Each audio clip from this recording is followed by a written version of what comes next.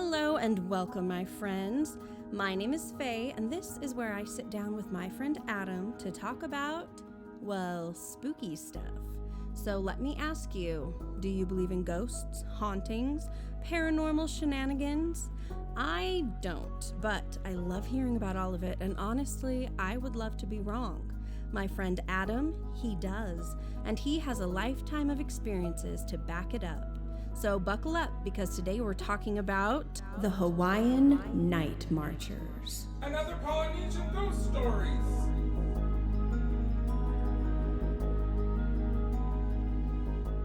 The Hawaiian Night Marchers, also known as the Spirit Ranks, are the deadly ghosts of the ancient tribal Hawaiian warriors. Now, Adam. Yes. You're Polynesian. I am? Yes, sir. I wasn't aware. Have you heard about these? Yes, Faye, I've heard of the Night Marchers. So these are only on the island of Hawaii, right? This doesn't happen other places? Well, so I am Samoan, for those who don't know. I don't recall ever having stories of the Night Marchers on those islands, but in the Hawaiian Islands, yes. They were the soldiers and the guards of the kings, the ancient kings. King Kamehameha, specifically, I think was what people say. Now, King Kamehameha was the conqueror and the first ruler of the Kingdom of Hawaii, or Hawaii, depending on how you say it. Right. So these warriors are said to come out of their burial sites or rise up from the ocean, and they march in large groups to ancient Hawaiian battle sites and other sacred places. So it says that they're normal-sized warriors, which is important because there's also smaller-sized ghosts that people see in the same areas, almost like the Faye that people in the me? The Faye. Oh my gosh, that's your name! They see me on Hawaii all the time. No, like fairies, right. Like little fairies and Faye. Right. They have those as well on the islands. And they're little. So we're talking about the biggins. Biggins. Yes. My and they're nickname in dressed high school. they're dressed for battle, and they're usually carrying weapons like spears or clubs. And torches. And people hear war drums and like conch shell like sounds of horns and things like that when they're around. Yes. Like it's announcing their arrival.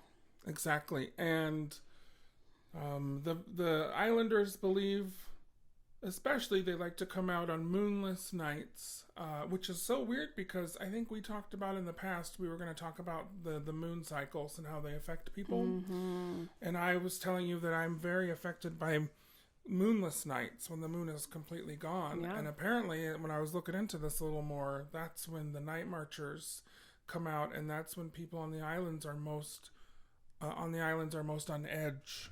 Is when the moon is missing from the sky. So maybe it's just within me and my ancestors. Yeah. Weird. I'm highly affected by being mooned. I think it's awful. I like a moon pie myself at the Cracker Oh, Barrel. love that. Those. So, something else, they say that they are suspended in the air. So their feet don't touch the water or the ground as they move around throughout the night. And they don't leave any evidence of their visitation. So you're not going to find footprints. That's right, Faye. They don't leave any evidence, but they do leave nightmares in the minds of the children.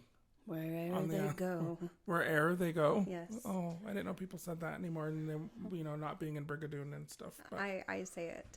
So they hear the sounds of people, and then people also say that they smell a musky, death-like odor. Oh. So that's cute. Yeah, I love it. And then they musky. see torches getting brighter and brighter as it gets closer.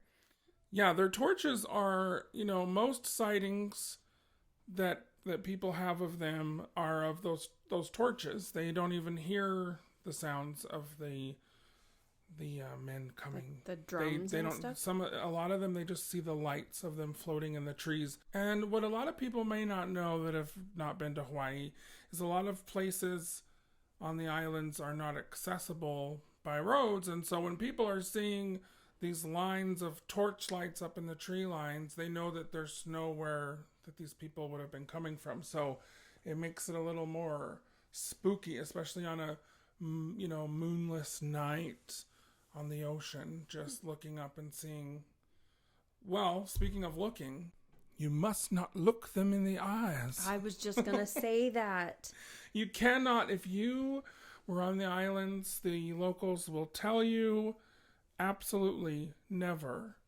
If you hear the sound or get the feeling that these night marchers are coming, you must avert your eyes. And if you do have the misfortune of looking, you better pray that you are related in your lineage somehow to these Polynesian night marchers. That's the only chance you have of surviving an experience. Or... I'm waiting for the or, because I'm already dead at this point.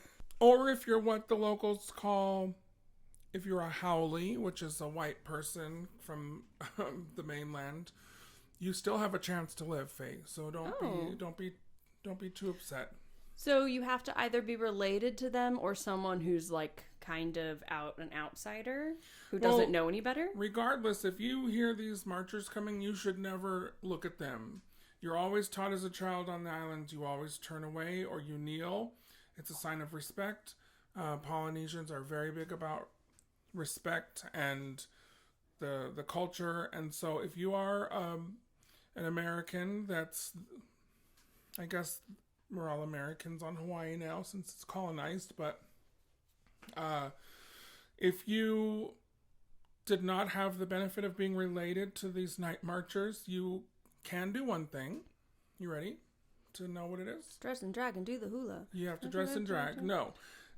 Your only other option is to take your clothes off, lie face down on the dirt, and pee yourself. Like, pee all over yourself.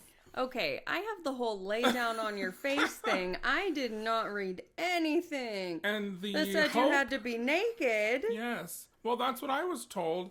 And the whole idea is that you offend the marchers with your smell so that they don't want to kill you. Otherwise, if you don't do those things, you're told that you will hear them scream out this word, and I'm trying to think of the word. O-IA. Yeah. O-I-A. Like, and if you hear them say, that's probably not correctly pronounced, but if you hear them say that is essentially means pierce him with a spear. Let him be pierced. Let him be pierced, and they will kill you. And death will follow. As a recap, either be Hawaiian or pee yourself and get on the floor in the dirt and pray that they don't kill you. So what I thought was interesting is that the reason that this is said to happen is that they believe that all of the parts of the king or chief are sacred. And so that's even after they've died, every body part, so bones, things like that, and they should not be seen by a mortal. And so the punishment for looking at at any of these parts is instant death. And it's the same with like the warrior's eyes aimed toward the mortal. So yeah, this is true. The other thing I was going to say is Polynesians are very superstitious. We're very superstitious people. There are so many superstitions, which we'll get into things from my dad's island too that I'll talk about. But in Oahu, for example, there are areas that the night marchers are so frequently seen that I think there was even a sign on the freeway. There's a highway called the Poly Highway. Not Poly like P-O-L-Y like Polynesian. It's spelled P-A-L-I, I think, or something. Poly Highway. I remember the first time I went to Oahu, Barney and I went and met our friends at this really delicious, freaking delicious Chinese restaurant. And I love me some sweet and sour pork. And I remember we had a ton of leftovers, because I do love some leftovers. And the way back to our hotel was through this highway, the Poly Highway. There are actually spots at the beginning with trash cans. This is how superstitious the people are. You are not allowed to bring pork of any kind on this highway in the path of the night marchers. What? And let me tell you, there's a whole story of why that is. Quick question, Adam. Yes, Faye? What if the piggy is alive? If the pig is alive, that means it's more delicious when it goes in the ground and we make Kahlua pork. By the way, this whole episode was brought to you by me making a Kahlua pork sandwiches for dinner tonight. And I said, Faye, oh, that reminds me of the Night Marchers. And we're here now. But okay, for real though, the pigs. I don't know about live pigs. I don't think that makes a difference. Mainly, the reason why pork is not allowed on these highways in these areas with the night marchers is it was considered pork was only for the high chiefs, and the king and commoners could not have pork. It was a very sought after delicacy back in the day. So leave Wilbur at home. Just leave him at home. Do you want to know why you can't have pork? Do you want me to tell you a little bit more? Yes, please. Back to your story. So all of the Polynesian stories and superstitions, they all come from really cool folklore. And this particular story, it involves the demigod.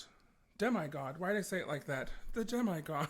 Demigod. So it is said that Pele, the volcano goddess, the goddess of fire, she's in a lot of stories. She's always causing mischief. If you've seen Moana, I'm sure she's on there somewhere.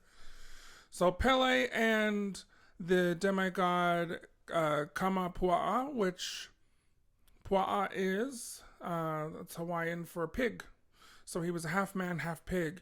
They had an affair. They had a kind of a love affair.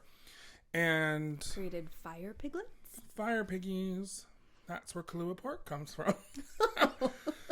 So it's said that they had a bad breakup and they agreed to never see each other again. A legend is that if you cannot take pork over this poly highway because it means that you are symbolically taking kamapua'as from one side of the island to the other. So if you try to bring pork across this highway, your car is said to stop at some point and an old woman and a dog will appear. And to continue to make your car work, you need to feed the pork to the dog. I know this is very specific. So what happens if you don't?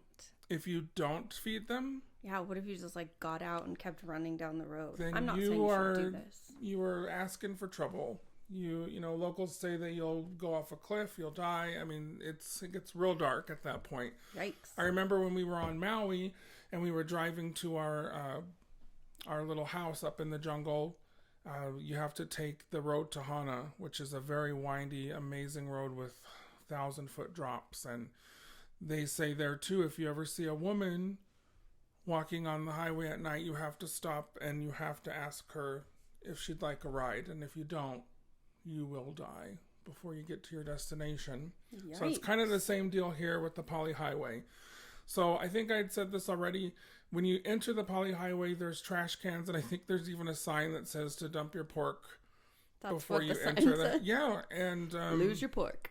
So me loving my manapuas and my other yummy food that we had that night, I made Barney take a different alternate route so that we could get out. So that you could keep so it was twice as long, but we got to eat our sweet and sour pork in the hotel.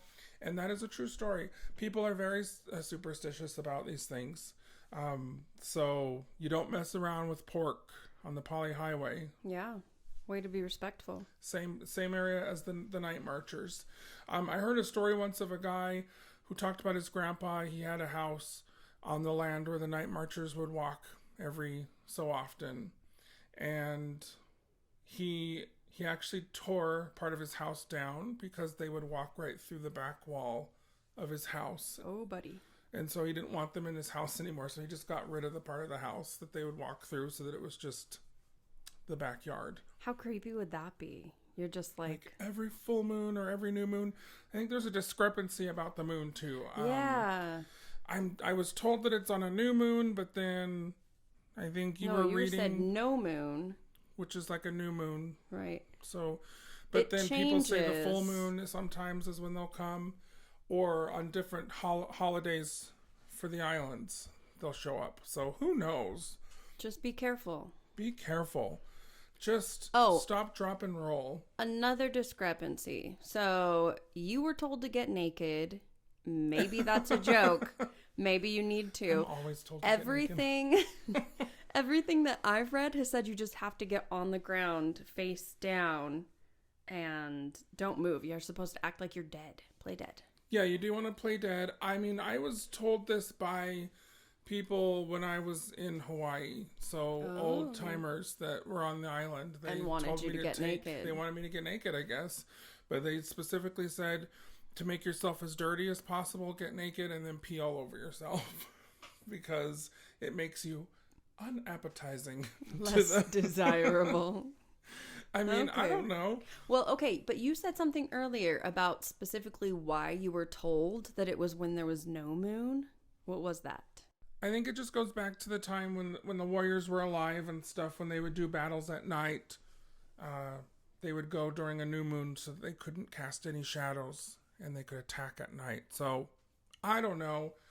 I haven't seen the Night Marchers, so I mean, if I do, I'll let you know how the moon was. I like that version, though. I like that idea.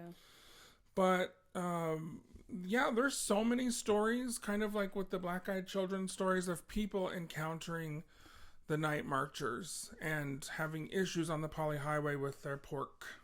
So, should we tell a few stories, maybe? Yes, please. Okay. This first story comes to us by a man. Oh, a man. I don't know his name, but I'm assuming he's a man because he says I am a man. And this is also on Reddit, so... Again, super reputable. Reputable. I just said reputable. Oh, reputable. It's irrefutable, and it's just fun. Love that. The Night Marchers of Hawaii. Okay, here I go. I'm Japanese. Sorry, let me start again. I'm Japanese, not Hawaiian. And I didn't grow up on Hawaii. My family has only lived on the islands for about 5 generations. Only? That seems like a pretty long time. Yet somehow the culture has worked its way into my life. Both of them were born on Oahu.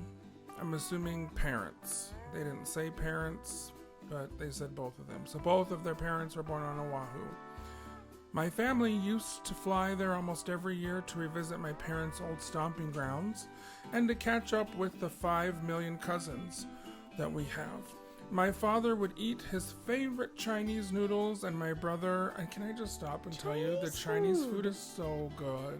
That's on really the interesting. islands. You know, that's funny because in the Dominican Republic, La República Dominicana, the best fried chicken is made by Asians.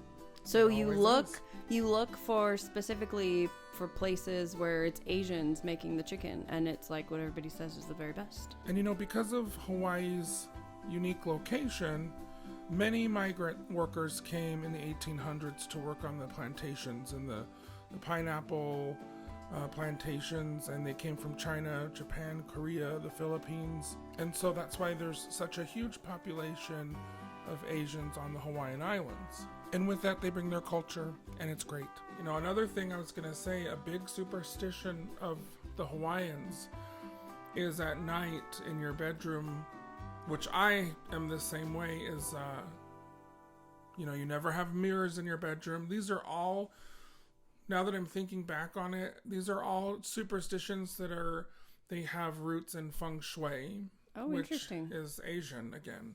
So, but the big thing in Hawaii is they don't believe in putting your bed facing the door, because if you do, these night marcher type spirits will come in and kill you in your sleep. Ooh. I've heard stories of people that they've woken in the night and their bed was facing the door, which in feng shui, that's known as the death position. So that's kind of scary. Oh, I don't like that. And, you know, a lot of bedrooms, that's the only option you have. Like my bedroom, I have to sleep in the death position because of the way the room is. But you can offset that by putting a delightful crystal chandelier above the door or a crystal ornament of some kind, and that'll offset the feng shui issues. Interesting. Okay. I get the not putting a mirror because nobody wants to see what they look like fresh out of bed. Like, well, just no, nix that. yeah.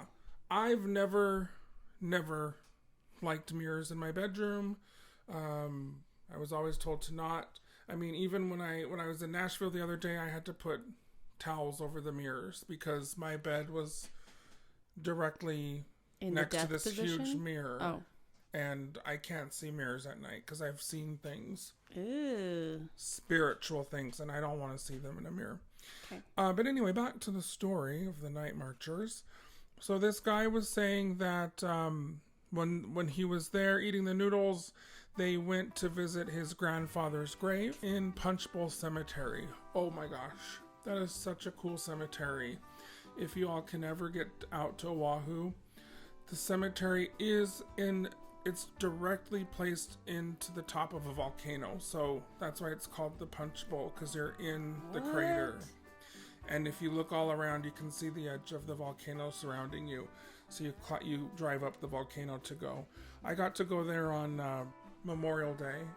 So I got to go to Pearl Harbor and witness the surviving vets, and they did a whole ceremony, and then we got to go to the cemetery. Such a beautiful place. You've got to check it out. The Japanese man continues. I can't deny it. I miss Hawaii. I want to hear the wind blowing through the ironwood trees. This guy really likes to take you on a journey here to take us on a journey before the actual story. I know. That's the thing with Reddit, though. Have you noticed? People are just like, it gets real detailed. You want to be a journalist? This is kind of how like I wrote papers in English class in high school to get away with like not doing a good job. I'd be just like, add in adjectives. There was a sweetness in the air, and I'm not just saying that because we filmed next to a baklava factory. Baklava. I want to eat the malasadas from Leonard's Bakery. Oh my gosh, Leonard's Bakery. I'm just going to stop as well every time this guy says something. Leonard's Bakery, if you guys can check it out, it's near Waikiki Beach. And the malasadas are these most delicious. They're like the ones in New Orleans. They're just like what are they called?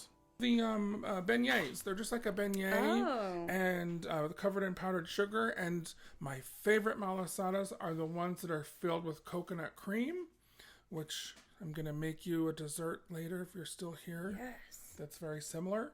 We're just like going off topic. Anyway, this gentleman is talking about all the amazing things about Oahu, which he's got some good points, especially when it comes to the food. But then after all this, he says, it's almost enough to make me look up tickets for the next available flight to come back permanently. Wow, he's really a Nathaniel Hawthorne, isn't he here? And then there's the ... Oh, gosh. But there's a reason I can't bring myself to go back. Here we go. The last time I went to Oahu was with a college friend of mine named Chris. He and I were spending a week there for spring break. I'll be honest, I was enjoying the freedom of exploring the island without my family. We rented a car and spent the first 5 days traveling throughout Honolulu. On the third day, we rented a car and took a road trip to the North Shore. Ooh, beautiful. We spent most of the afternoon there, and by the time we drove back, the sun was setting. Oh, I know where this is going. I was driving since I knew the geography better than Chris, and then it happened. Chris says, "Hey man, can you pull over? I have to pee." It always starts with peeing, Faye, every time. I'm telling you what. Because you got to pee on yourself when you go in the dirt, right? Yeah, you're going to want to save that piece or you're going to need it. Oh gosh, this is gross.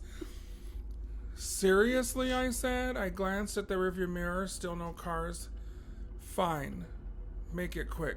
Mind you, they're on the Pali Highway at this point. We were coming up on Nuuaupali Drive. I turned off the highway and pulled over once I found a good spot. With a mumbled thanks, Chris got out of the car and slammed the door. I watched him walk back the way we had come. I waited. When he didn't show up for 5 minutes, I became irritated. After 10 minutes, I became worried. When 15 minutes had passed, I got out of the car. "Chris," I yelled. "What's taking you so long?" No response. "Chris," I repeated. That's when I heard a sound in the distance. It was faint, but definitely growing louder. Boom, boom, boom. That was beautiful. It was a drum beat. And it was coming from back towards the highway. Down the road, I saw a line of flickering lights steadily making its way towards me. This is the part where you just leave Chris and drive away. Oh, I left Chris. It was never seen again. But I'm just telling you how he died. Oh. Just kidding. It's not me. I'm not Japanese. But let me finish this man's story. Are we ready to continue? Let's put our serious caps on. Okay, thank you. I felt a burst of fear, but I couldn't leave Chris. I cautiously crept towards the lights, staying in the shadows. As the beat of the drums vibrated through my body, the deep, low sound of a horn pierced the air. I began to notice some details of the procession. The people in the front were carrying long spears and torches. A man in the center held a large conch shell, which he blew as he walked. I ducked behind a tree as they grew closer. The first row of people were all dressed in the capes of Hawaiian warriors. Their eyes were glowing and flickering, just like the torches they carried. Okay, this is too detailed and too perfect. Yeah. I'm gonna call BS on this story. Yeah. But we've come too far now. We've got to finish it. This is totally real, you guys, in case you're wondering. Paraphrase. What does he experience? Their bodies and clothes were an ashen white. They marched in formation, chanting words I didn't understand. The men in the row behind them were dressed in army fatigues, with rifles over their shoulders. Their eyes glowed too, and they chanted along with the warriors. Weird. I like this. On the jacket sleeves of the men closest to me, I saw an insignia of a hand carrying a torch, surrounded by a hexagon. I recognized that symbol. I'd seen it in my history books.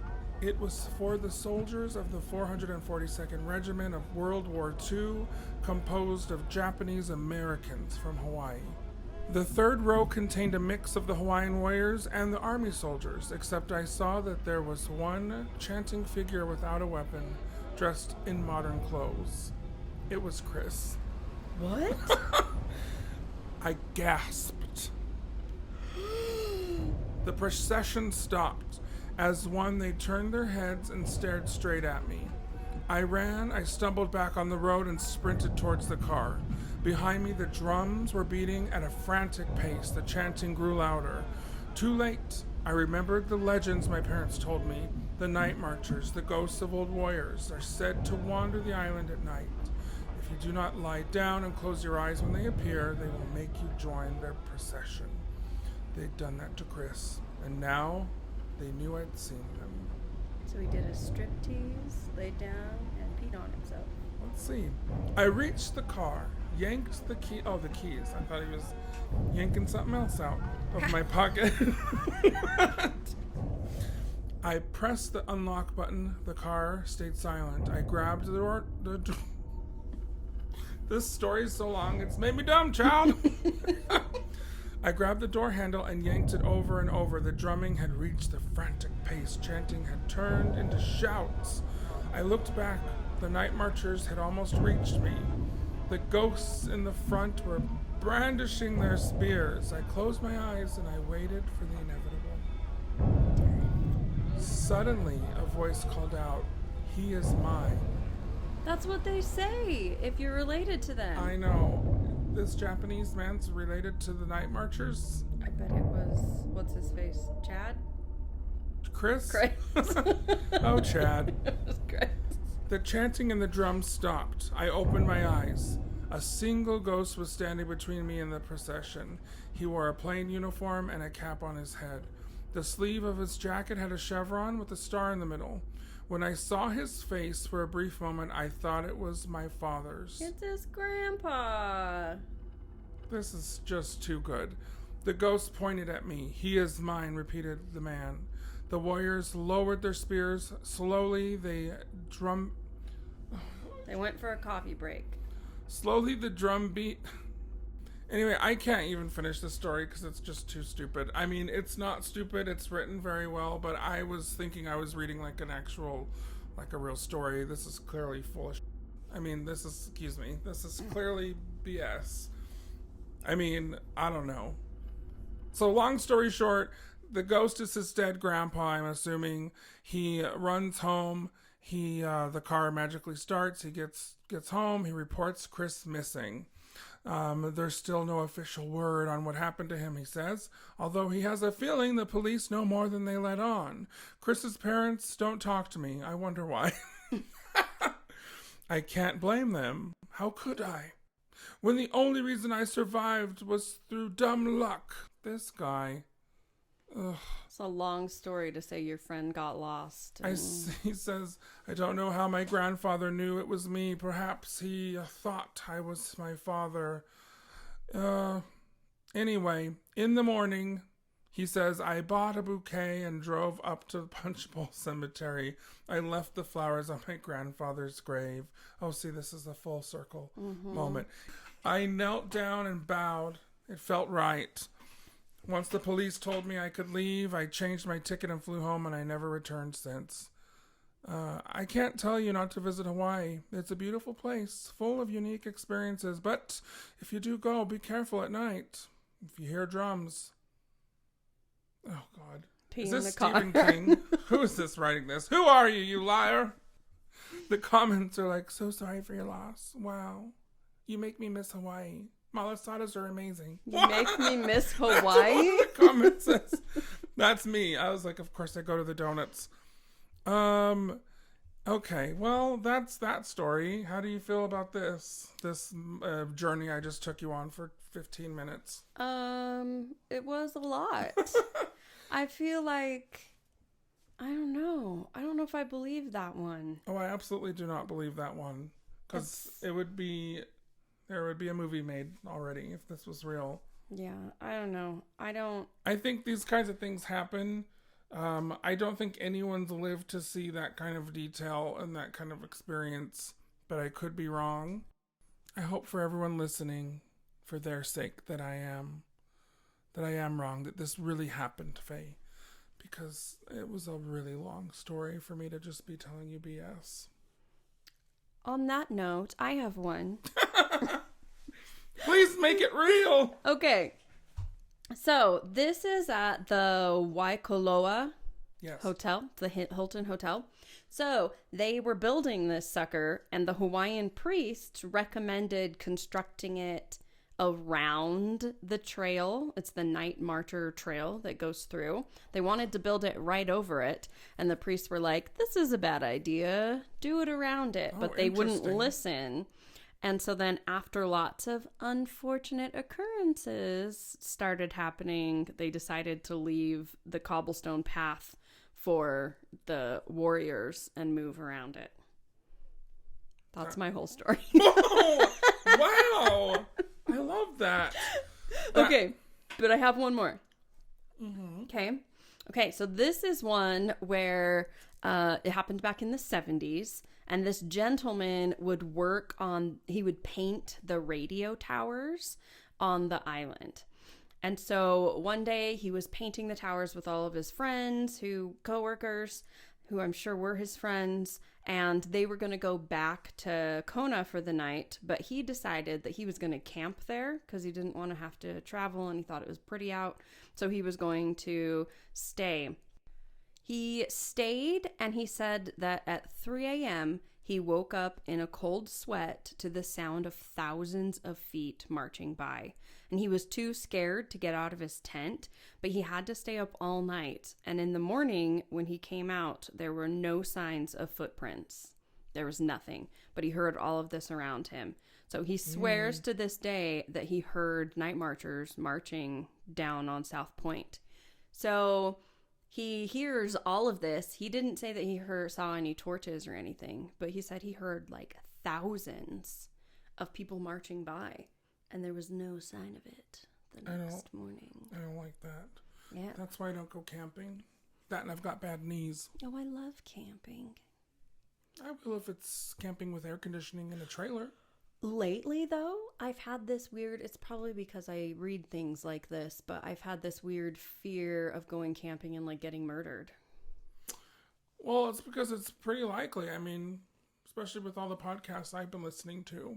I know. People you going go camping, crazy. you get murdered. Every time. Every time. Every single time. And if you don't get murdered, you get night marched. And if you don't get night marched, you get scabies. And if you don't get scabies, you pee all over yourself. It's a bad day either way. Don't go camping. That's right. Thank you. What a great story. Night marchers have been seen by so many people for years and years and years. And most of the stories are that they just see this line of torches coming toward them in the night. And it's unexplained. Nobody can, there's nothing that can explain it other than this legend that has come across. Very, very interesting.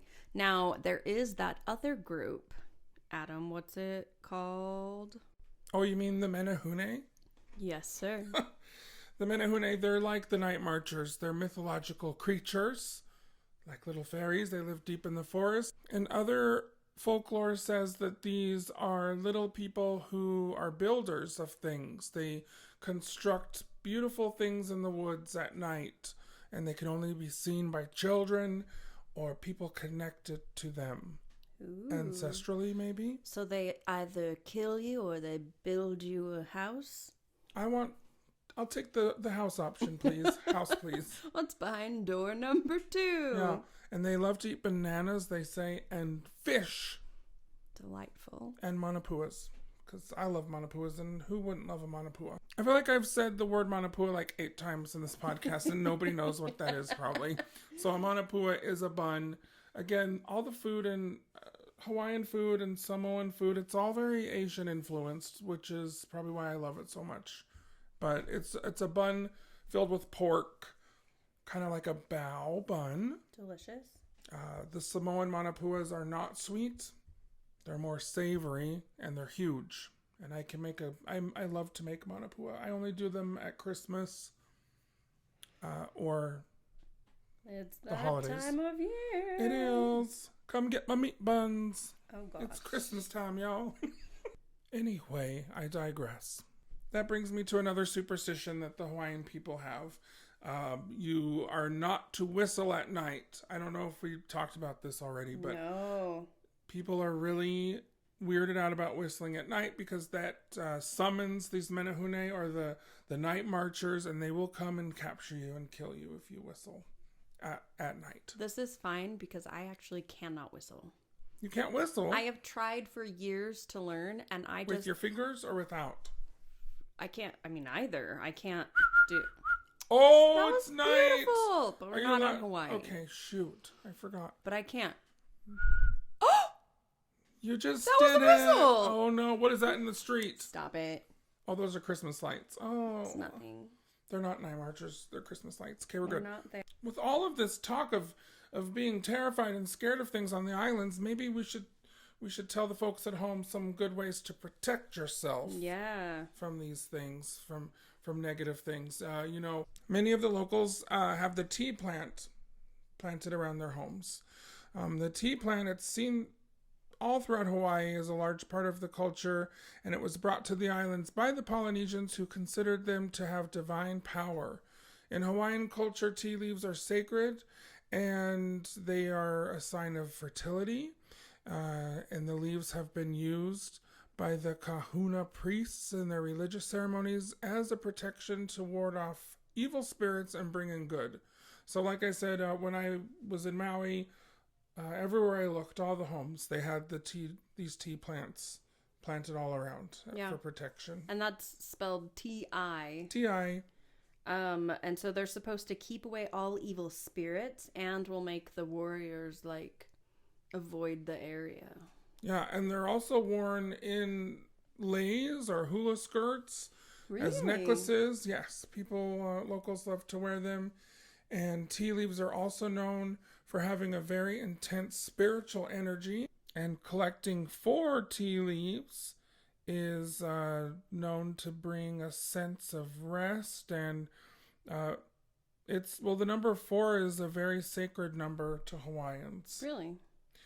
Which is funny because in the Asian cultures, the number 4 is the number for death. And it's known as a very bad number. It's very bad luck. So I'm not sure why the Hawaiians think it's such good luck, but I'd prefer to have the good luck myself. For sure. There's one that I really like or found interesting, but it talks about not killing a large black moth. So, yeah, that's a sign of your families that have passed on. Yes. So it's a recently deceased loved one paying you a cute little visit. It is. I like that. Also, we talked about not sleeping with your feet toward the door. Yes. Right? That one's bad. But it also says don't sleep with your head to a window, because then a demon cuts your head off. Yeah, you get your head cut off, you get your feet chopped. I mean, you're screwed either way when you're sleeping in Hawaii. That's why people just sleep out on the beach. You don't even have to worry about it. You're on the ocean and there's no windows or doors. You also shouldn't step over someone while they're sleeping, because that means you want that person dead. To die. Yeah, in Samoan culture, you would never step over anyone. That's very disrespectful. Wow. And I don't know if I told you guys this either. In the Polynesian culture, if you're next to a high chief or someone of royalty, you never stand next to them. You always kneel or sit on the ground. You always have to be lower physically. To be a degree lower. There's just so many cool little superstitious things that Polynesians do. It's probably why I am so crazy. I do have a lot of these superstitions I still observe here in America. So it's all just ingrained within me. I think they're fascinating. I think you're fascinating. Well, thank you. You're welcome. Okay. Another one. Don't cut your bebe's hair within the first year of them being born, because if you do, a ghost will touch their hair. Ooh, like inviting it to do that? It's like you're inviting the dead to play with your bebe's hair. Gross. You know what's not gross, Faye? My delicious pani popos, my coconut rolls that I made. I want you to taste them and tell us on air what you think. Oh, I'm already on like my 3rd bite. Whoa, that's cheating. Do you like it? It's really good. The sauce is really fun because it's not like overly sweet. Yeah, they're like a yeast roll. Normally I make them from scratch, but today we use the Rhodes. It's, unfreeze and bake ones. I like this better than a cinnamon roll top. Because the frosting on a cinnamon roll is always a little too much for me. Oh, yeah. This is a breakfast staple for Polynesians. You'll find this at any fancy hotel in Hawaii or Samoa. They'll serve it with breakfast. It's something I always make around the holidays. Highly recommend. So, yeah, that's kind of what brought on this whole episode. I was going to make those rolls, and I was talking about pulled pork, and I was like, well, let's talk about some Hawaiian demons. And spirits. boy, was it worth it. It was. I'll take some Hawaiian demons with my, what is this called? Pani popos. Pani popos. Yeah, that was my nickname as well in high school. But pulled pork. Pulled pork. Pulled pork was my name. Don't wear it out. Okay, well, there were so many superstitions tonight that we went over. The night marchers, late at night, marching in the jungle. Faye, what do you think? Do you believe or do you not believe? I love different cultures and all of the things we learn through them and things that are passed down. As far as the night marcher, wow. As far as the night marchers go. You've been listening to Believe or Not to Believe, that is the podcast. Do us a favor, dear. Be a chap. Leave us a 5 or 4 star review. I still do not know which one is the highest. But whichever one is the highest, that's the one we want. Thank you very much for your time. Please, you'll be able to find Adam's recipe along with others and stuff at www.pawnipopos.com. You're a mess, girl. You're a mess. Thanks for listening. Bye. Bye.